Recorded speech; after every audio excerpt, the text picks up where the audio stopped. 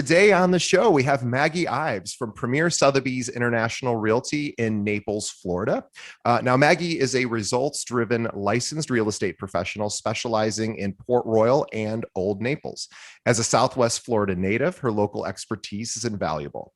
Through understanding of the area, its history, current trends, gives her an advantage in putting together the right deal for her clients. Now, combined with over 30 years of successful corporate sales and customer service, Maggie ranks among the top concierge realtors buying and selling high-end luxury real estate in the Naples area. She has built her reputation on providing a seamless experience to her clients, and she guides them through the many steps of a transaction to a successful closing. Now, please, everyone, visit Maggie's website, which she just recently redid, and it looks beautiful. It's Maggie Ives, which is Ives, so MaggieIves.com, and follow her on Instagram at Maggie Ives Realtor. Maggie, welcome to the show. Thank you so much. It's amazing to be here. Thank you. I am so excited to have you. It's funny, out of all of the episodes we've done over the years, it's so interesting. I was thinking about this just the other day. I really rarely have had on agents who specialize in the luxury market. We've had some on over the years, but not as many as I always find luxury real estate to be so particularly interesting because it just seems so exclusive and untouchable, and it just seems like a whole different world. So I'm really excited to sort of explore that part of the conversation at some point. But I always like to start at the very beginning of the journey, and would love to hear about how you transitioned from corporate sales into real estate. So can you take us back sort of how that decision got made? So I went to work for a builder, one of the top builders in Naples, building in Port Royal and Old Naples and along Gulf Shore Boulevard Drive, condos, redoing condos. And I opened their estate management division, and I was the director, and I had my license at that time. And they were building spec homes as well. So I was helping with the spec homes, and then I was running the estate management division. So after about 4 years of that, I decided that I really was full on sales. While estate management was wonderful and I learned so much, I wanted to move into selling real estate and connecting people to homes. But all of my clients, I had about 45 clients. They were all in Old Naples and Port Royal. So I was managing multi-million-dollar homes at the time, and I had a team of 5. So I got very used to running these homes, seeing these homes, understanding the homes. And that has been a huge benefit to selling them because I understand them. I know vendors. I understand how it works, what it takes to run them. I understand the client and how they need to be serviced. So that's just I just transitioned from estate management right into Sotheby's in that same area and started connecting people directly to homes. Yeah, it makes sense. And it sounds like with the sort of property management side of it, or the management side, you really got an understanding of what the luxury client is looking for, what they need, how they are different maybe than traditional buyers and sellers who are not in the luxury space. And also what's so interesting about Florida to me is Florida is a state where there are so many real estate agents. I think it's the second most, there's the second most number of licenses outside of California, I think, is Florida. So there's no shortage of realtors in Florida, but there's probably not a whole lot of them that can really satisfy the luxury client. And I know there's a lot of our audience, because we get feedback all the time about, hey, I would love to participate in the luxury space. We have 750 realtors here at our own firm. All of them would also like to participate in the luxury space, but it is a very difficult space to sort of find and service. So I'm genuinely curious about sort of if you won't mind sharing some of those, like maybe how that's different than a traditional retail client who doesn't play in the luxury space.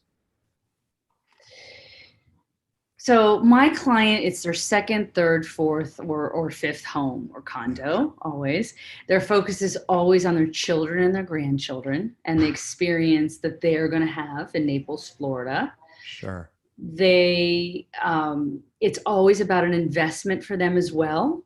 So it has to be good in the portfolio. It has to, increase in, it has to be good investment, plenty of space for everybody. I apologize for the noise. Oh, no, you're fine. Are you sure? Yeah, Okay. yeah, you're good. So, and they, they have a team. They always have a Yeah. team. So a lot of times you have to know how to deal with the team. They have full-time assistants. They have full-time managers or state managers. Their lawyer and their brokerage firm is assisting them, their accountant.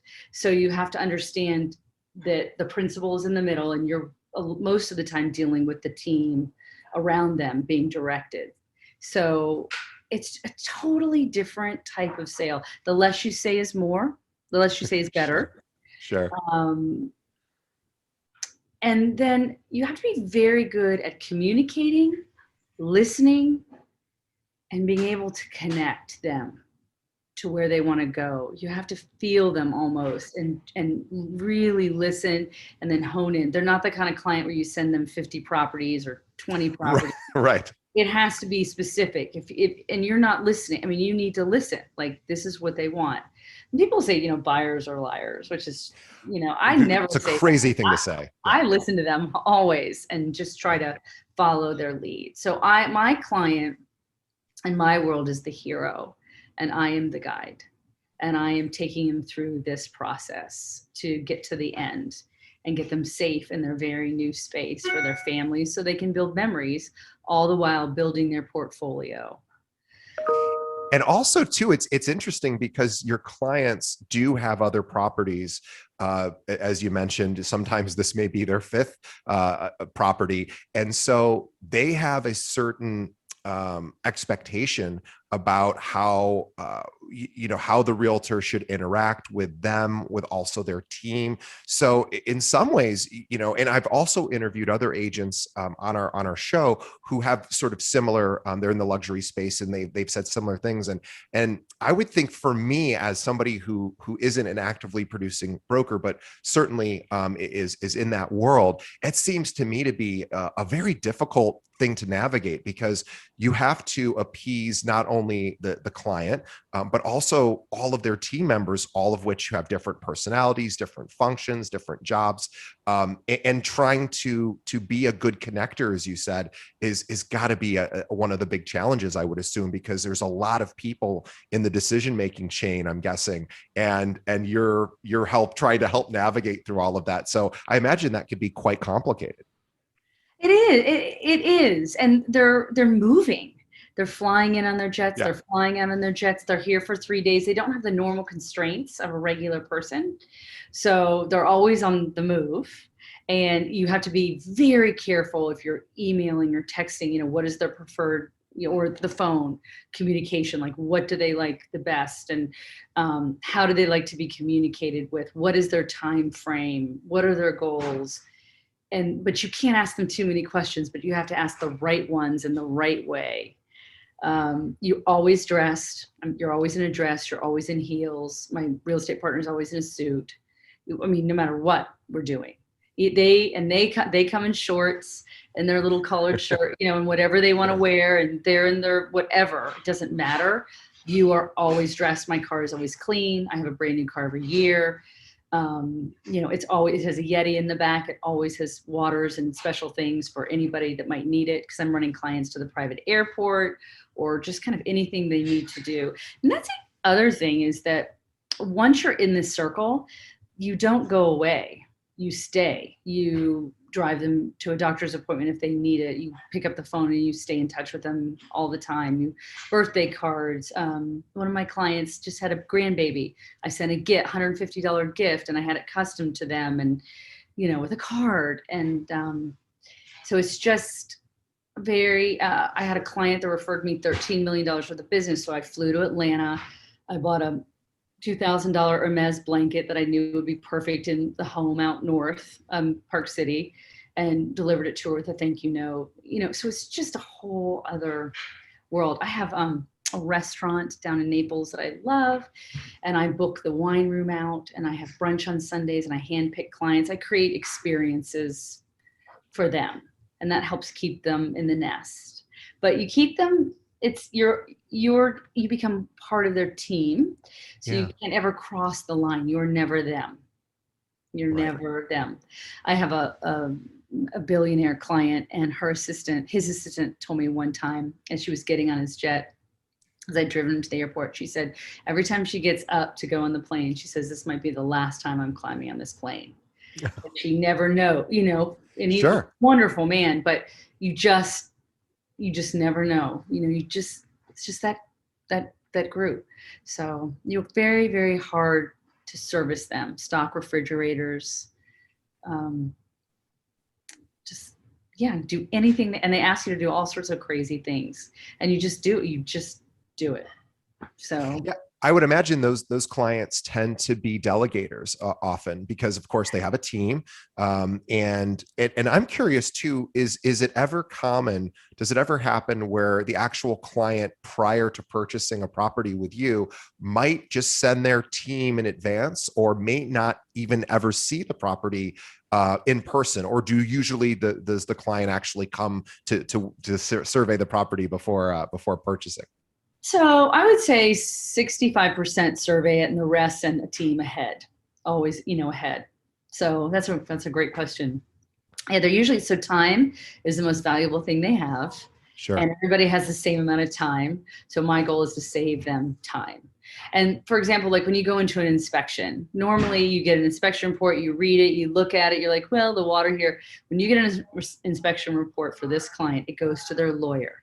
It Sure. goes to my contractor that I pay in Naples. I'd say, here's this inspection, go through it with a fine tooth comb. It goes to their lawyer. They redline it. Like, so you're paying, whether you have a buyer or seller, there's a lot of money going out. I'm not paying his lawyer, but I'm paying my contractor, because you just have to be covered. What's important, what's not important, who needs to deliver the message to the client or to the team about what the issues are in the house and how we should fix them or what we should do. And it's protecting them. They have to be protected. You can't put them in a home without making sure that everything is shipshape. And if it's not, they know about it, and you have to have a solution.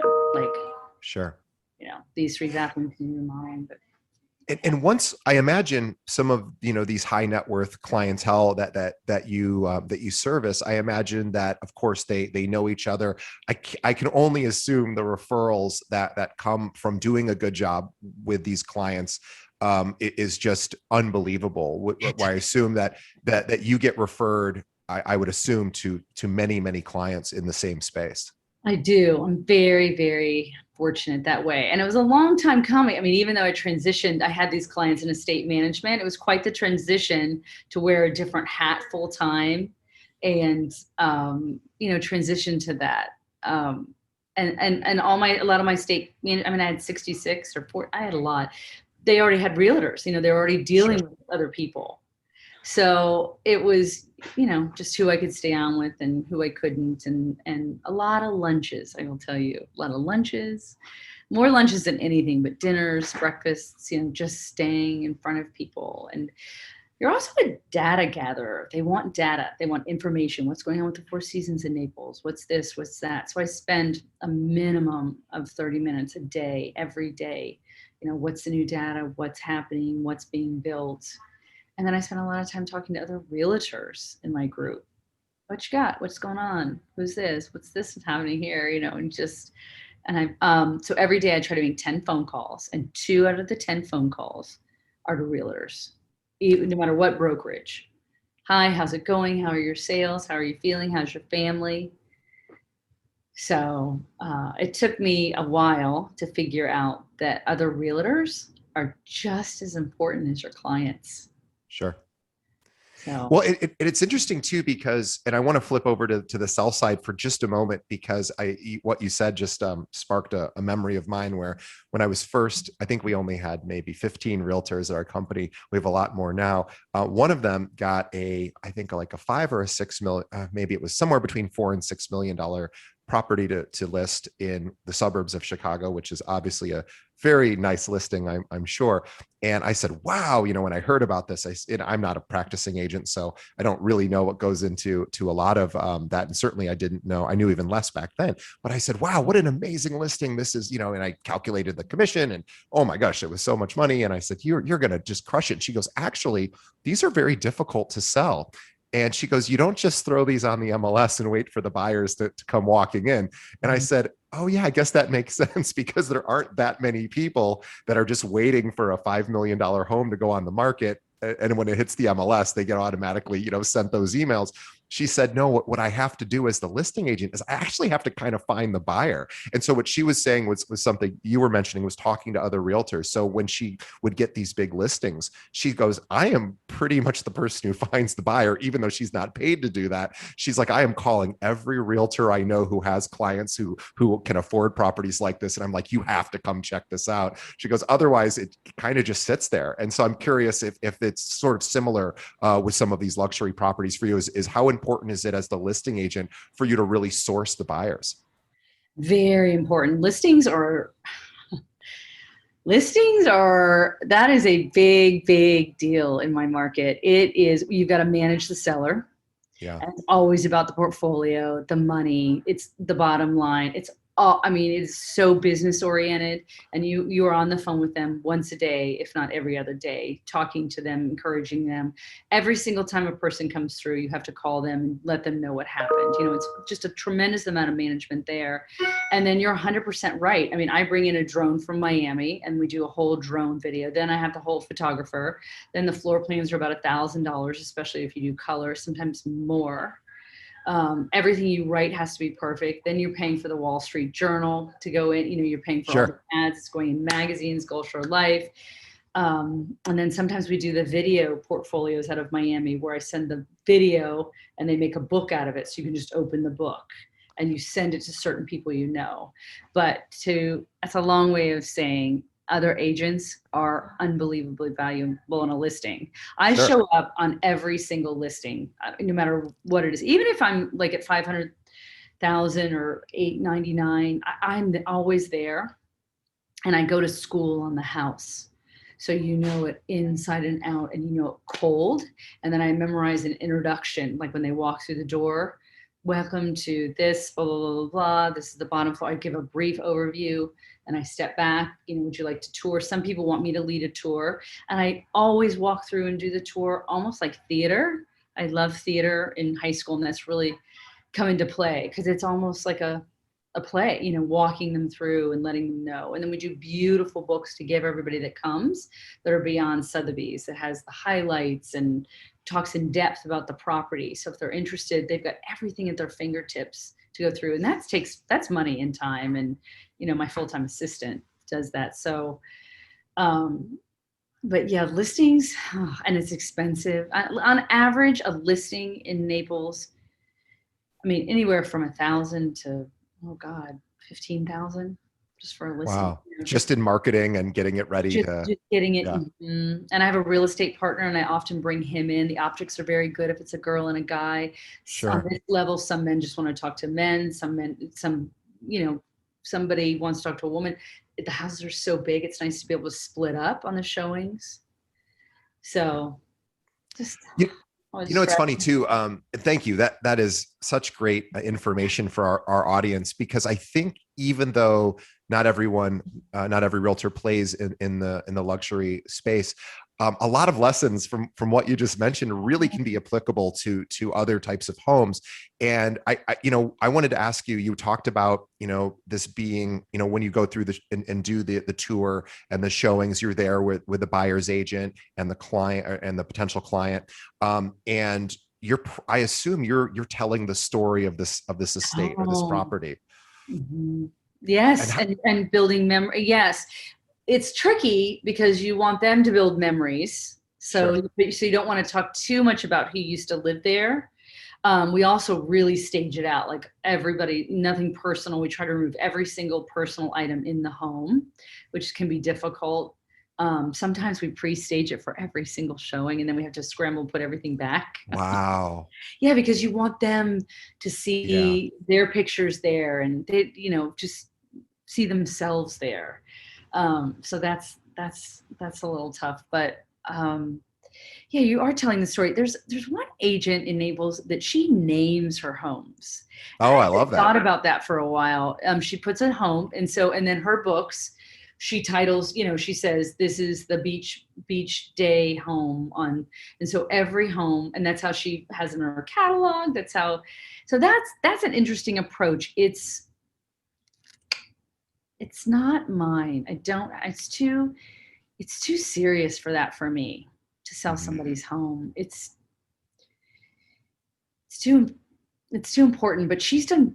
I'm not saying her naming them isn't important. It just puts a little Well, fun added on touch. it Yeah. that I don't feel like is there when you're moving that kind of property. But it is it lends itself to her personality, not to mine, I should say.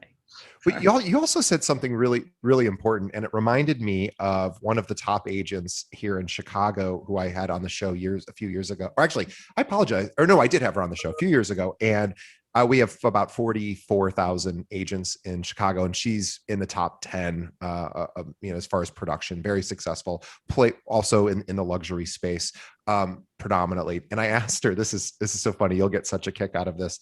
I said, well, what's your secret? And not that there is a secret, but what are you doing that you think other agents, in other words, what I asked her, not about being in the luxury space, but I said, why do you think your production is so much higher than other agents? And she said the funniest thing, or at least I thought it was funny because I assumed it was just something everybody did. She said, and goes back to what you had said earlier. She said, well, I call all of my clients at least once a week and let them know, what's going on with the property.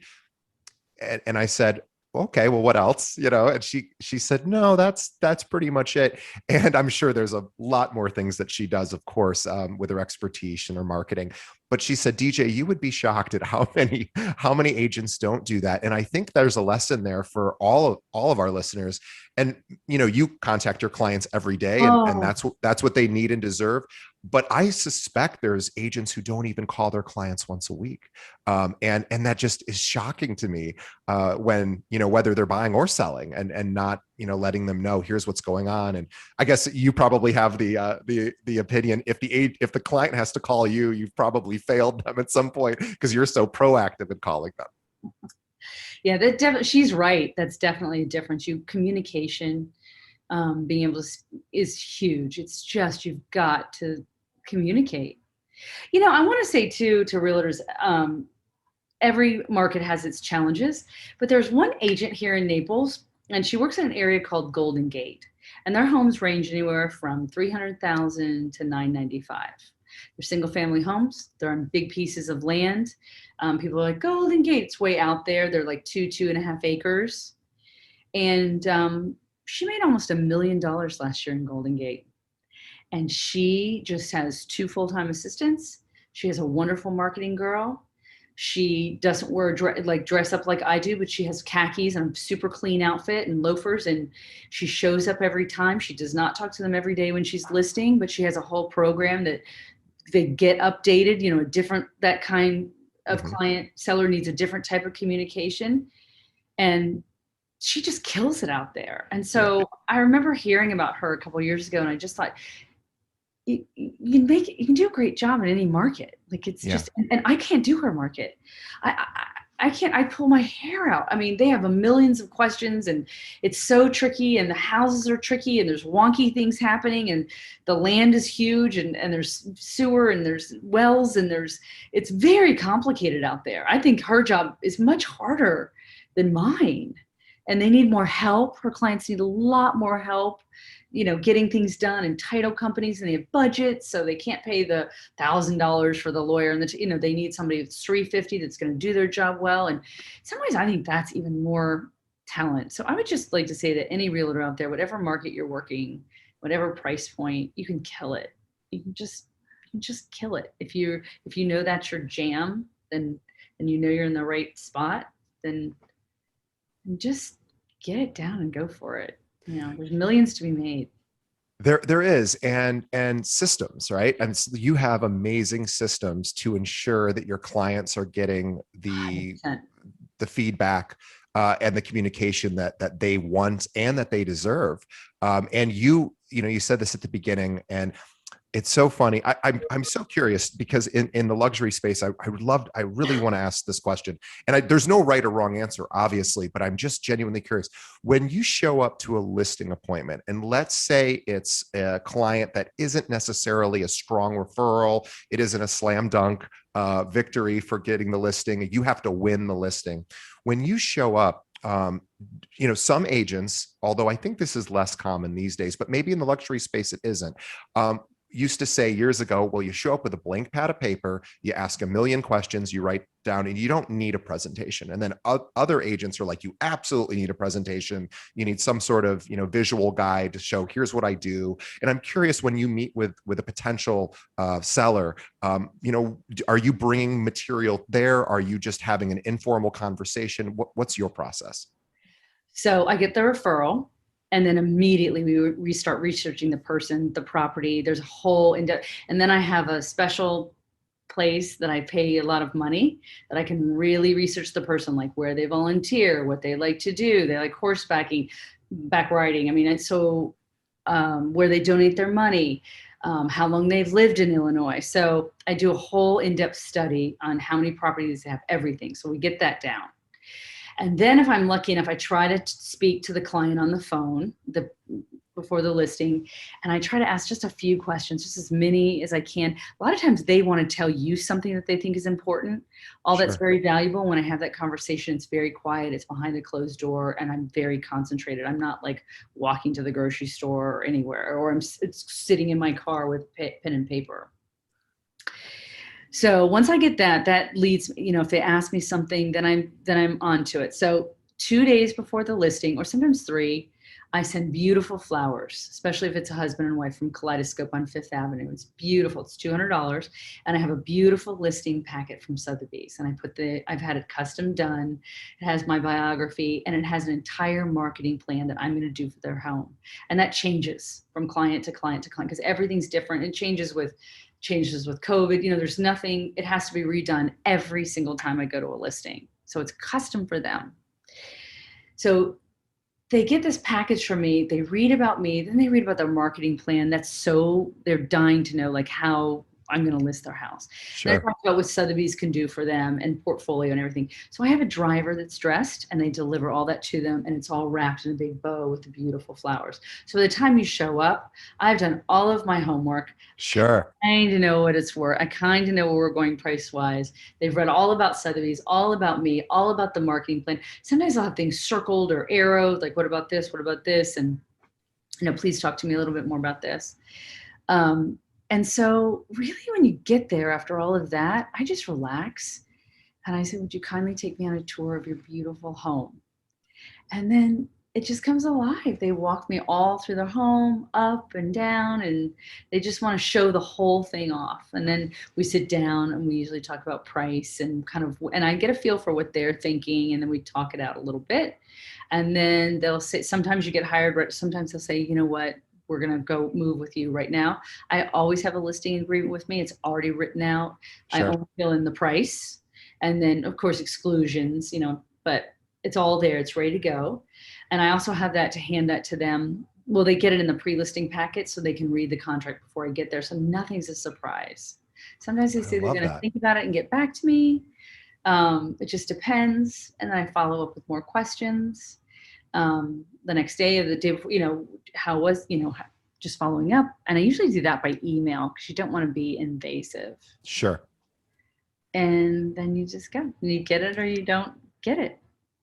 Maggie, I've interviewed hundreds of realtors on this show, and I think I have the world's worst memory, but I'm pretty confident that that's the first time that I have heard somebody sending that information before the listing appointment. And it is one of the smartest things I've ever heard. And I think that can also apply to non-luxury clientele, or I think anyone, and it doesn't necessarily have to be a $200 bouquet of flowers if it's a lower commission that doesn't make sense price-wise for a realtor's marketing budget. But boy, that would sure impress me if I was a seller and somebody even just said, hey, I'm sending over a packet of information and maybe a little house plant or something. It doesn't even have to be necessarily anything important, but just to receive that, I want you to take a look at this ahead of time so that when I show up, you might have a little bit of a better understanding and of what I offer. And then we can, yeah, boy, that is such a smart idea. And I think any realtor should and could do that, to some version of that. And I wonder what percentage of realtors actually do it. It's got to be less than 1%, I bet. So, Really? It just well, depends I, on, I don't know. It's the first time I've heard it on the really? show, and we've had on, you know, big producers over the years. And again, maybe they just didn't talk about it. But what an amazing tip! And I suspect not something that is as common as you do it, so it's second nature to you. But what a smart idea. So everyone listening or watching, and I want to go back to something that you said once and then we sort of moved past it, but I think this is really important. You talked about really doing your research on the person to know what are their interests. I mean, even LinkedIn. I don't know that your All of it. clients really play Yeah. in LinkedIn, but again, even just for the average working class person has a LinkedIn profile. It talks about sort of at least their professional life. Obviously, social media can let you know more about their social life and their family life and their interests. But I love that you sort of create a dossier on that person, and I imagine that helps in conversation where you can even just appear to know a lot about the person, which of course you do, and that is incredibly impressive to any individual.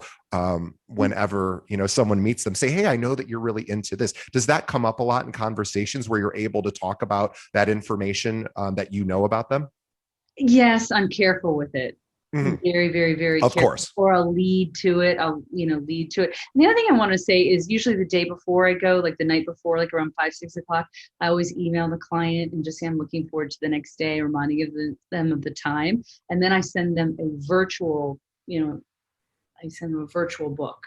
So what I sent them in the mail, they can look on online for any reason too. So it's the same thing. I have it all scanned in, and so it's just another way that they can get it and see it, and you have to have it anyway because you have to send it to other people need to see it, house managers, or I don't know, Sure. just you have to. But thank you for that. That's really nice. It really works. It definitely works. So Well, everybody wants the luxury experience, even if they're not, in the luxury space. And I think if realtors are listening, treat your clients as if they're the most important client, which obviously, Maggie, you do, and because they are, and it should be for every realtor, whatever the price point is. And if you give them the Four Seasons experience, especially if there's somebody that isn't a Four Seasons type of person in their own private personal life, boy, I can't imagine that would ever go wrong.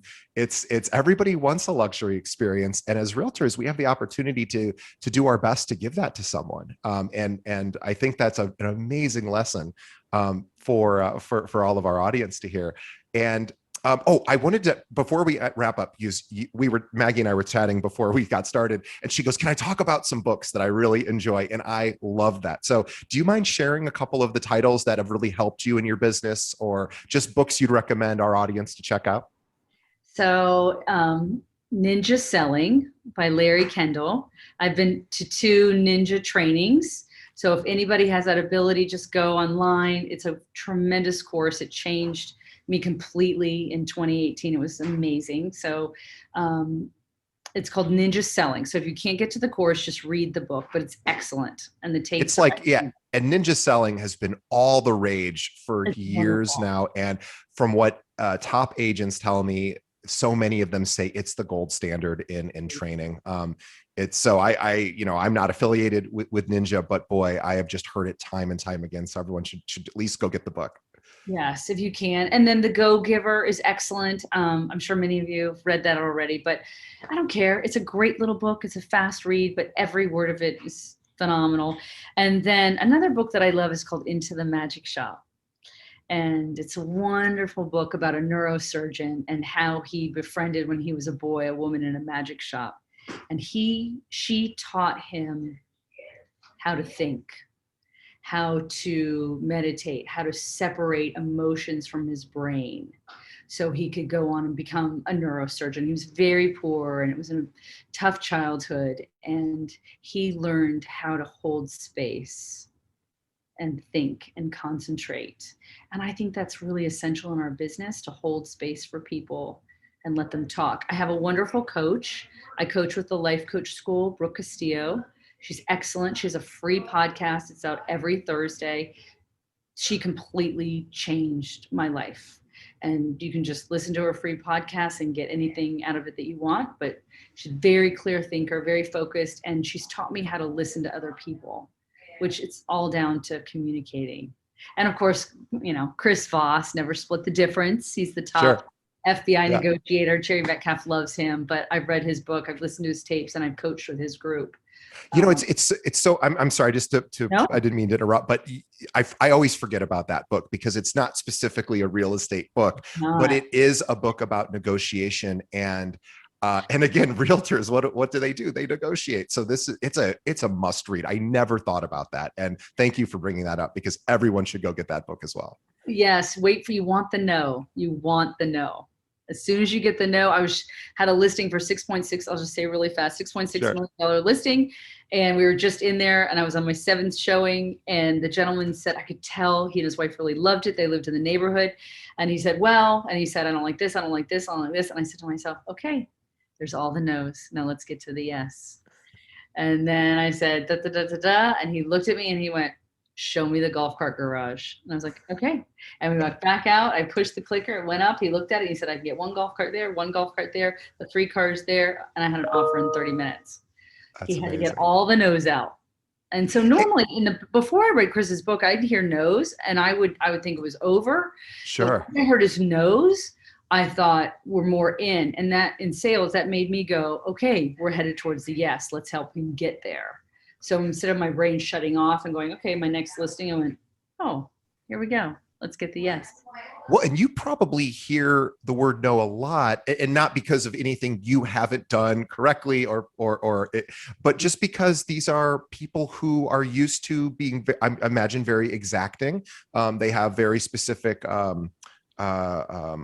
standards, and so the word no isn't necessarily a bad word because they're used to seeing something that maybe isn't perfect, saying no, and then somebody, maybe part of their team or somebody, goes, we can get that fixed, we can make this work. And so I imagine the word no isn't uncommon in your world at all. It's not. And once they say no, you can tell they're so relieved that they can start to think.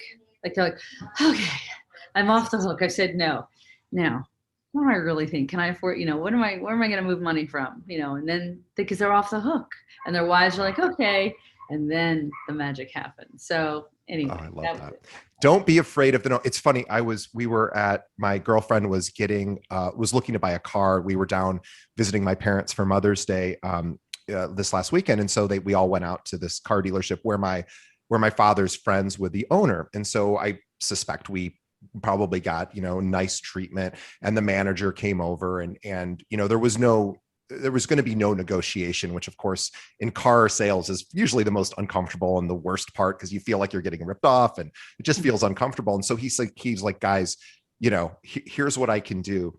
And what he said, because there was no real negotiation, and he showed us all the numbers, and he said, he goes, just so you know, whether you buy the car or not, he's like, it really doesn't matter that much to me. He goes, we're giving you this friends and family discount. So quite frankly, this doesn't even make our dealership a whole lot of money, but just, if you see something better out there, he's like, please call me. He goes, I'll tell you whether it's a good deal to buy that from another. He goes, doesn't really matter. He's like, I've known, he said to my parents, I've known your parents for 30 years. He's like, I just want to help you. He goes, if you don't buy it through me, that's okay. We deal with rejection all day long.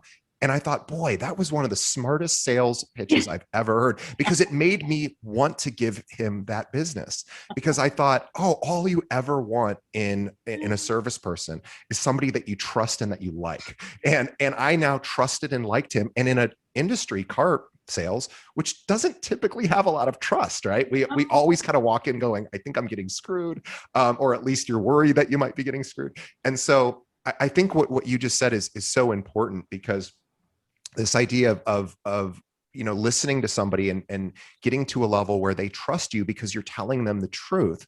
Yeah. And going above and beyond is probably the most important part is what I'm guessing.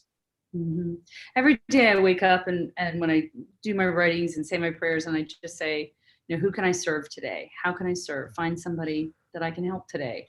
And that's ninja selling, serving. Let's go. Let's help somebody. And if I get to the end of the day and I haven't helped somebody, I usually get in a Starbucks line and, pay for the person behind me. I'm like, okay, I did something for somebody today.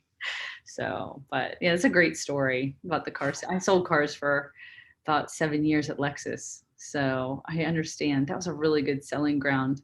We had a guy named Jack Joel, and he taught me a trick. When you had clients and they were really close to buying and they're like, well, da, da, da, da, da.